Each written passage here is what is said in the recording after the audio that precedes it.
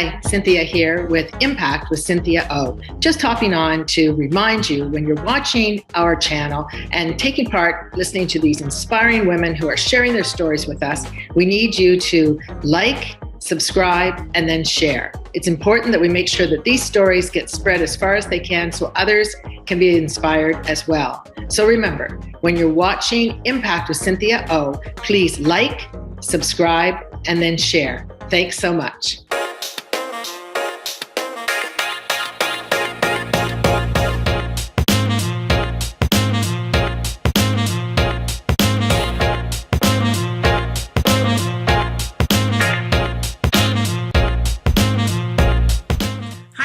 Beautiful people, this is Rosita Hall here with a moment of motivation, and today I just want to share with you 3 things that came into sharper view for me during this pandemic. So they're things that I already knew, but they just came into sharper view, and as a result has really helped me with my business. So number 1, what came into sharper view was that silence is golden.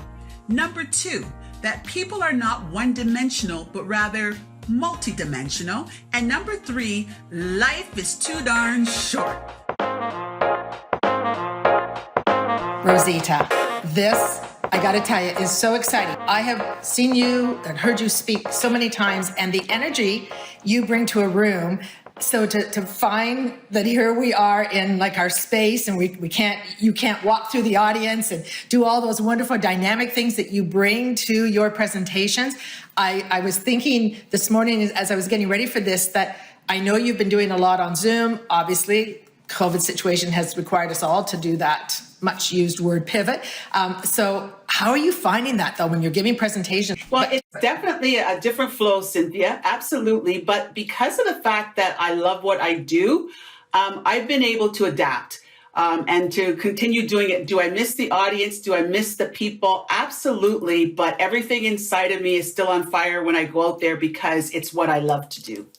And you know, that comes across every single time you're in front of a big audience, a small audience, one-on-one, a coffee at Starbucks, which I think is used to be your second office, right? Yeah. So that's my second home. Your second home. Yeah, that's right. But I do know that comes across every time with you. So I'm just thrilled, as I say, that we have an opportunity to do this conversation so that folks who have not met you or had the privilege and the opportunity to hear you speak are going to get to know more about you. And those of you who know Rosita and love Rosita, welcome to the show. And I'm glad that you're here to listen to our conversation as well. And this is about impact and providing a conversation, continuing a conversation, I should say, for women about topics that are important to us. And Rosita, you are, to me, you embody what this is about, because you're about power and empowering. You're about relationships.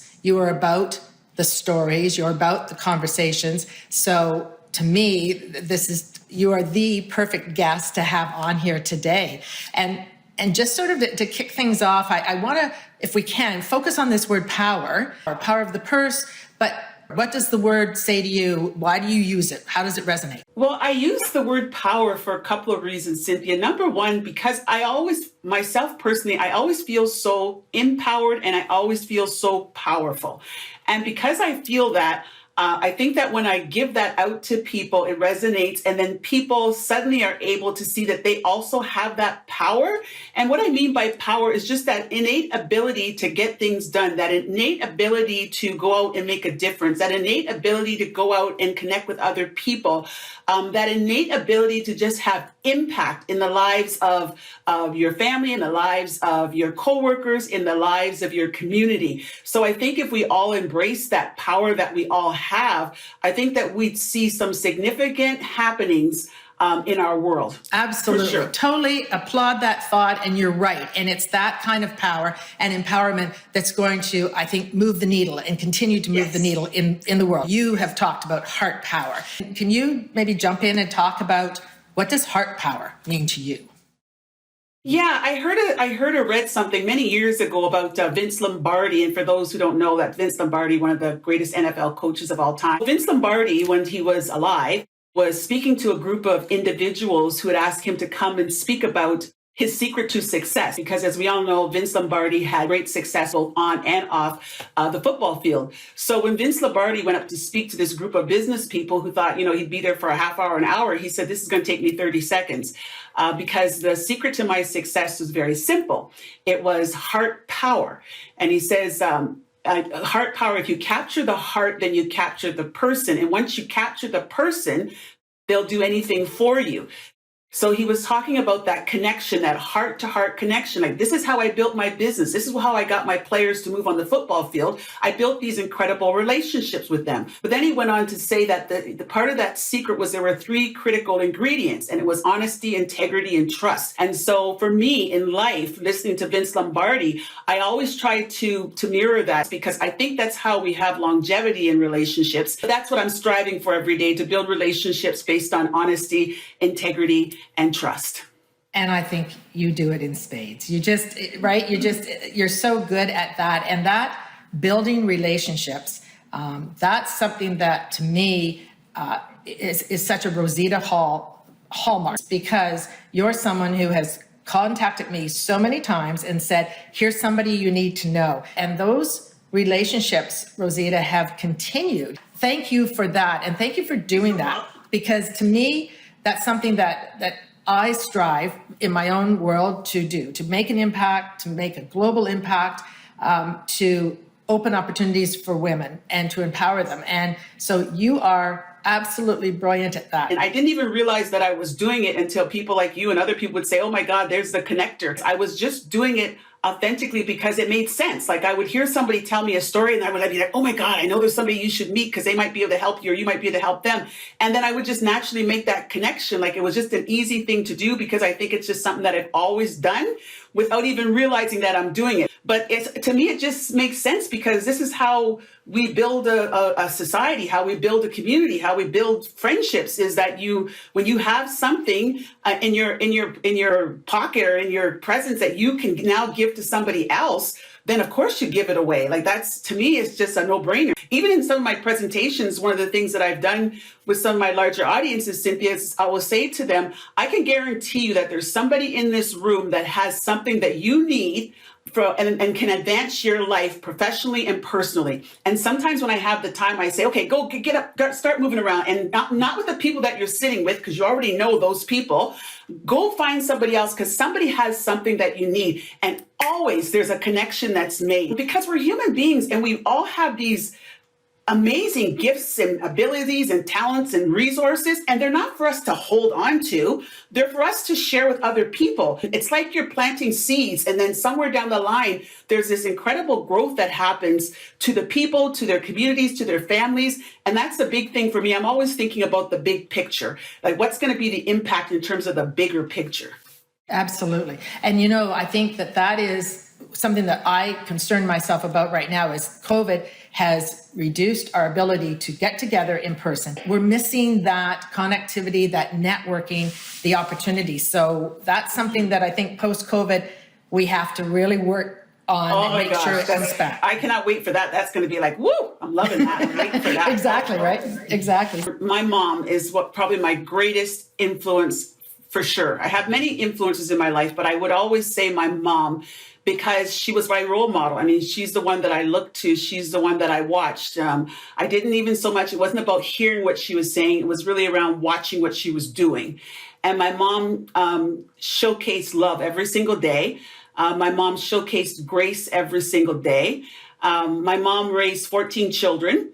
And all of us, any of us would say that my mom never spoke a bad word about anyone. She inspired me to be who I am today. Like, I know I sit here today because of the love and the grace and the behaviors that my mom modeled for me right up into my adulthood. And I think her loving nature and her caring nature is what took me into social work, where I felt like I could give and support and encourage other people. And of course, I zoomed in on women's issues because that was huge for me, to elevate and support and encourage and lift up other women.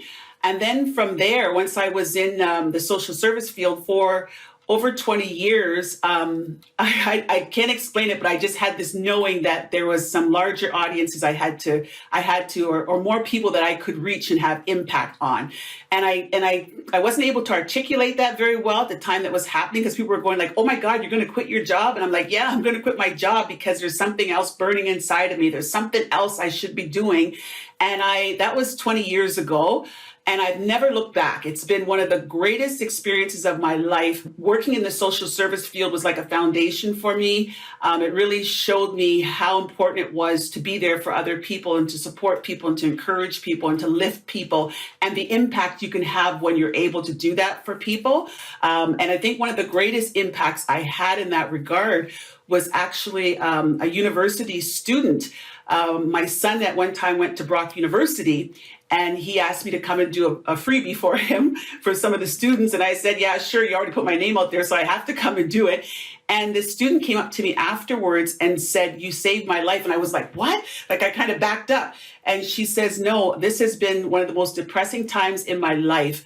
And I've gone to counselors and I've done this and I've done all these things. But when I stood and listened to you today, everything you said resonated with me, and I feel like I can go on. And I remember that, and I was sharing this with my son as we were coming home, and he says, Mom, that was so powerful. And I could see that woman's face when she was talking to you. What a terrific journey then, right? That really did sort of start and move you through and allow you to continue that influence of your mom and the things that were important, obviously, to her, right? So no, that's terrific. And I can see that influence you would have and could have in the moment of a speech, right? Or a talk with an audience, because you don't know, do you, what's going on in everybody's minds as they sit there and listen to you, and just what their stories are. And I'm always amazed when you've said something, and sometimes it wasn't even scripted. It was just something that came to you in that moment. And that's the thing that hits with someone, and they come to you afterwards, and you're like, whoa, that was the moment for you. Like, that was it. I come from a family that loves to laugh, but even more, the family that I married into, laughter is like their language, because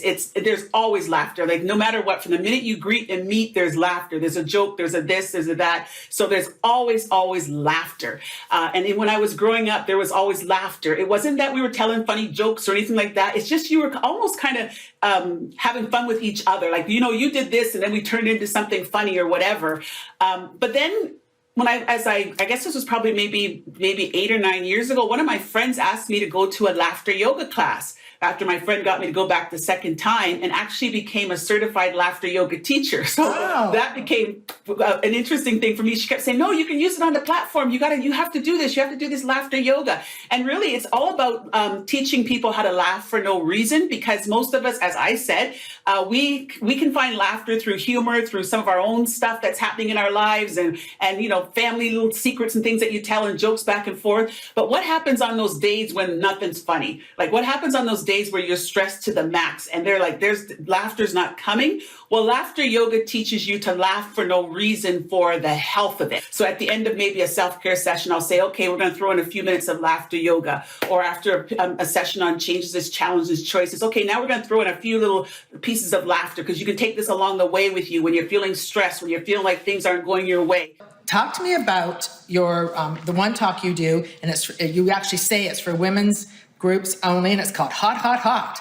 And so let's talk about hot, and what do you do with that? It's not the hot that people would expect, for sure. So I started that a while back because I really felt that, with my background in women's issues and that kind of thing, I really wanted to emphasize to women that when you're feeling all this stress and things aren't going your way, and you're not meeting your goals, we need to come together as women. And so what do we need to do as women so that we can rise? And I think that it's important that we're not just rising by ourselves, but we rise by lifting other people. So my hot, it was an acronym. So it was holding on today, holding on tomorrow, and then holding on together. So I didn't want women coming just for the day and saying, oh, this was great, got energized. No, what are you doing tomorrow? And then what are we doing together? Because if we're going to be hot, hot, hot and sizzle, that's what I say. If we're going to sizzle, it's not just one woman doing this by herself. It's how do we as women together make impact? How do we as women together change the world, change our families, change our communities? And a lot of that has to do with how am I caring for myself? Because I can only give if my cup is full? How do I know if I'm having impact? And then how do I ensure that no matter what it is that I'm doing in life, I'm leaving some kind of legacy? And such a good example of that, which I usually share, Cynthia, with my women that come to this session, what a young girl who lives on my street. Her name is Tiffany. I hope she gets to watch this because she'll love it. Tiffany used to come to my house all the time when she was like 6, 7 years old because her mother at the time was experiencing cancer. So she came into my household and she'd always call me her second mom. And to this day, the family still calls me the second mom. She's 27 now. She's got a partner and she's got a child, and the baby's very young. The baby's about a year old now. And she actually asked me to marry her and her husband, which I did. She has me as the glamma in the family. Instead of the grandma, I'm the glamma. And so Liliana is my little grandbaby. And she would come here, and she was right into the time she was small, up to her teen years. And of course, you know all the issues with teens, but she'd come here and I'd come home and the boys would say, Mom, Tiffany's here. She wants to see you. She's having boy problems. And I'd go, oh my God, I can't take this thing with the boy problems. And so I'd have conversations with her. I remember one impactful day when she came and she stood in my hallway and she was in tears and she was probably about 15. And she said, Rosita. And I said, what? My life is over. And I go, well, your life is what? My life is over. And I go, what do you mean? So-and-so left. He went back to his country. And now my life is just awful. Like, I can't go on living. And I remember in that moment, I did something which maybe I guess it had impact. I took her by the shoulders. I turned her around. I pushed her in front of my mirror in the hallway. And I said, Tiffany, you look at this girl in this mirror. And you are beautiful and you are wonderful. And I'm sorry that he left, but you're going to still be strong and you're still, and I went on this long thing. And my son, Christian, I didn't know, he still talks, was at the top of the stairs. And he came down the stairs once she left because she listened to me. Then she went out of the house crying. And he goes, oh my God, Mom, I cannot believe what you just did to Tiffany. And so we thought, oh my God, Tiffany will never come back. Well, Tiffany continued to come back. She continued to come back with the stories. I still keep telling her from day one that you're stronger than you think. You're smarter than you think. Yes, boys are wonderful, but that's not your whole life. That's just a part of your life. And these stories that we shared back and forth over the years, she's become like a daughter to me. And now I hear her talking to this 1-year-old baby saying, you're beautiful, you know, Liliana, you're going to do great things, Liliana, you're going to go, the sky's the limit. And I go, that's what I'm talking about when I say, how can we have the greatest impact? And by the way, Cynthia, I have 5 young women in my life right now who all call me mom. And that's my contribution to the mentoring process, to trying to show women that they can. There's people out there who can demonstrate to them that they have this unique, incredible talent and power, and they must never give that away. These women, they have to see that there's more to life than the things that they see out of this small window of their young minds. And I want them to see role models where someone shows to them that there's so much more possible than they could ever imagine with their young minds right now. And Rosita, that just gives me goosebumps when you talk about that, because, Tiffany had the benefit of you in that moment, knowing to turn her around and face her into that mirror and tell her all of those affirmations to make sure that she understood. So many young women need those moments as well, right? And they don't get to benefit from that. So you're right. The more opportunities that we can put together, structured programs or however, to get those messages in front of young women, that's going to move the needle. That's going to change things. Absolutely. I strongly believe it's that kind of empowerment at a young age that is going to give them the strength to make the right choices and make choices that are about their voices, right? Not influenced by others. And that's what the sizzle is all about. You want to sizzle, then have some impact. Make sure that the generations to come behind us are able to benefit from all the good things that we've been doing and all the good things that we've been demonstrating. For me, I think it's being able to harness energy that women have that they don't realize that they have, and they don't realize that they actually can make a big change and they can start something and see it through. And so you obviously have seen and find that as well, that there's all these amazing women, but sometimes they just don't know that they've got it. And I think that's what we do as women. Like, we support each other, right? We lift each other, we show each other, we pull the curtain back and say, look, you have all these talents and skills and abilities, like go forward. Yeah, absolutely. Go forward and just make it happen. And then I think for me as well, and I wonder if you agree, there's also a piece about making sure that we're able to tell the success stories so that other women can see that you can really make it happen. Yeah, no, I agree with that. The women, I think our stories have to be told. And I think through my conference that I do and the conference that you do, and there's many, I know, women's conferences that are popping up, and with the main theme being, how do we connect women? How do we get women's stories out there? Because I think it's the power of storytelling is what moves people. I can say, well, I've done X, Y, and Z, but if I incorporate the story and how I got to that point, but telling people the journey that I was on and what I'm expecting the journey to be in the future, I think the stories are powerful. It's one of the greatest things that my kids used to like to hear from me was once upon a time. And it's the same thing with adults. We want to hear your stories. We want to know the struggle. We want to know what got you to this place. And I think that's the connecting part, because then women go, oh, that's my story too. Because sometimes I think women are afraid to tell their story because you have to be vulnerable. But when they hear other women tell them stories, their stories, then it gives them permission to also tell theirs. And then that's when we really make the connections. It lets the rest of us know, again, that you don't need superpowers and you don't need a big, a huge team behind you at times. You can make changes and you can make things happen. They're like the every woman story, right? Rather than the superwoman story. And there's a big difference too. There's a big difference. Right? We've read the books and we've watched the TV interviews, and we know that there are the superwoman stories, and that's amazing and we need those. But the every woman stories, you add those up and they really do make a difference in the community. There has been a lot going on in many communities across the globe. Certainly Black Lives Matter, certainly, what's been happening with our Indigenous communities.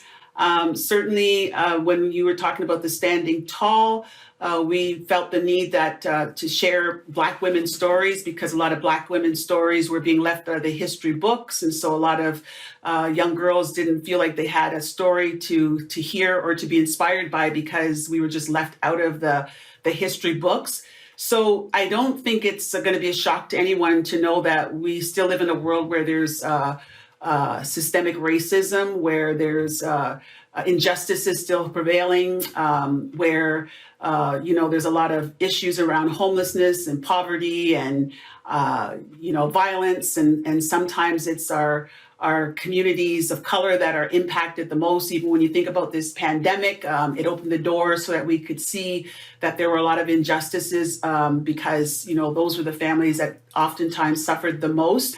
In terms of the impact, I've certainly felt it being a Black woman. I've certainly felt and remember how I felt with the George Floyd thing, and even in our own local community, things going on. And one of the things I try to do is to really ensure that my children do better, that my children understand that they have value, that my children understand that they have worth, that my children understand that they have some privileges in some ways, but in other ways they don't. But I think in terms of what we need to maybe eradicate some of this, I think we definitely need education, which is why the Standing Tall was around sharing women's stories. I think we need people to listen. When someone's sharing their story, believe them. These are usually very emotional stories that people are sharing, so don't usually make this stuff up. And then I think the most important thing is advocacy and action. So what is it that you can do? And if you don't know, then you can ask. But I think it's so important that it's one thing for us to sit and talk about it. And it's one thing for us to say, that's so bad and we should pray for those communities and, and send love and light. But what can we actually do? What are some of the practical things that we can actually do to make a difference?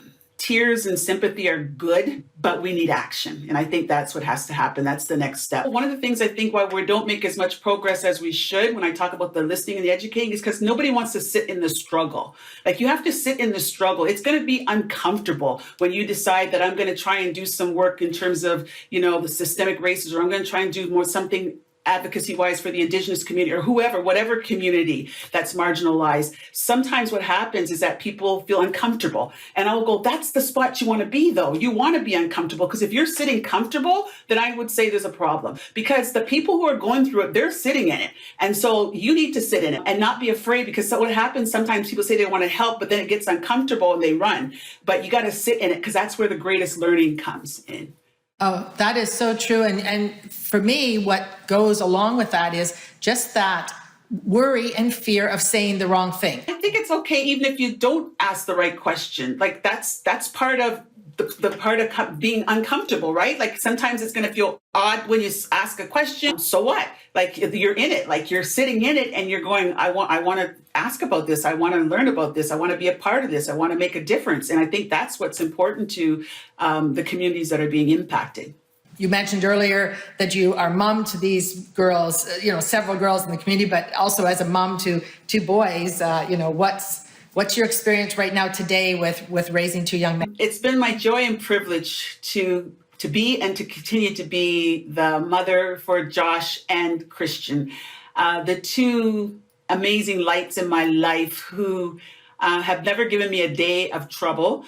They always joke and say that's because a lot of stuff you don't know we did, Mom, but that's okay. I go, just keep it there. I don't need to know. I've never been that mom that had to stay up late at night and wait for them to come home. I mean, I know I just fell asleep. They could be out, but I'd fall asleep. I was never nervous. I was never worried about them being in trouble or anything like that. Because I knew that they were sitting on some pretty strong values. They're both doing extremely well right now. My one son, I think I mentioned to you, Cynthia, is going off to Harvard in August. He was held back a year because of COVID. And my other son, Chris, is working with Payments Canada. And he's doing fantastic there. They both have great jobs. They both have great careers, great people in their lives. They're just two very talented, smart young men who I adore, who have taught me so much about myself. It's funny when they're growing up as children, you're teaching them so much, but now, and I'm sure you know this, Cynthia, as a parent, they start to teach you, and they are like the love of my life. Wow, what a great tribute. And I know personally, I've met Chris, your son, who's a very talented musician, and had an opportunity to have him participate in a virtual concert and record a couple of tunes. And he's absolutely brilliant. So I felt very honored to get a chance to know your offshoot, this young man, because I've read about and followed your conversations about the boys, but had never met them. So anyway, kudos and my hat off to both of them, and certainly a shout out to Chris with his music. I'm going to continue on the journey of inspiring and encouraging women in particular, but all audiences. I'm on my third book now that I'm writing, and it's called Authentic Leaders Rock. So I'm hoping that I can get that book finally finished. And I'm going to continue just living my life to the fullest and trying my darndest to ensure that I'm living, I'm loving, I'm learning, and I'm leaving an incredible legacy for the next generation of women and men that come into this world. It's important that every single day we use our gifts, because we don't know how long we're going to have these gifts. So we need to use them to our fullest every single day. I so agree with you, and I so applaud you, and I just know that you are going to continue to give those gifts and give them fully and with no reserve, and so that's terrific. Rosita, you've got amazing messages, and more people need to hear your message. Absolutely, because I know you can affect, and you do affect, individual, one person at a time in those rooms. So thank you for that. Thank you for being you. Thank you for being a part of this today. It was my honor and my privilege and pleasure. Thank you so much. Thank you, Rosita, so much. You'll leave me tomorrow. It's too late to make it up to you. Drenched in the afterglow, I see you where you are. But I swear to God, I didn't know what to do. Shot down and you needed me. I get consumed so easily. I can see what you hide from me. I get lost like you wouldn't believe. I only see the signs of this, so switching my focus. Always having something to prove, but I don't know who. They gave me nothing to show for.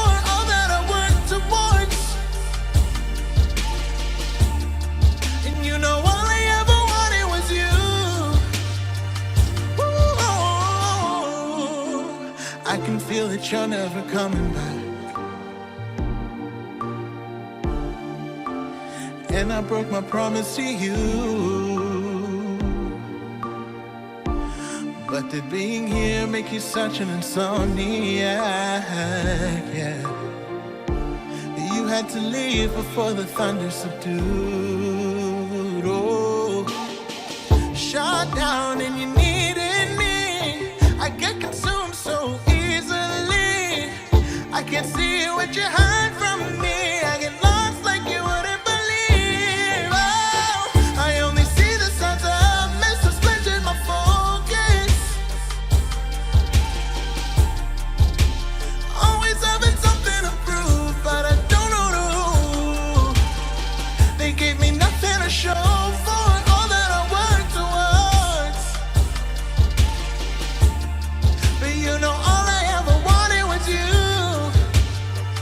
Yeah, yeah, yeah, yeah. You'll leave me tomorrow. I'm doing this out of necessity. My life won't look like yours, but I'm coming home eventually.